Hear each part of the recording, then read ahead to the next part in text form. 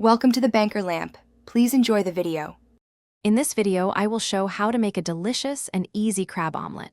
This simple recipe is perfect for a quick breakfast or a light lunch. You'll only need a few basic ingredients like 4 large eggs, about 4 ounces of fresh crab meat, and some common seasonings. Make sure you have a good non-stick pan ready to go. Let's get cooking.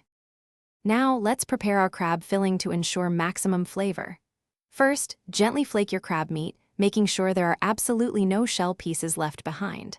Then, in a small bowl, combine the crab with about 1 tablespoon of mayonnaise, a small pinch of salt, and a dash of black pepper. For an extra touch, stir in 1 teaspoon of fresh chopped chives. This mixture will be incredibly tasty. Next, we'll focus on the omelet itself. In a bowl, whisk 4 large eggs with about 2 tablespoons of milk until the mixture is light and frothy. Heat 1 tablespoon of butter in your non-stick pan over medium heat until it's melted and shimmering.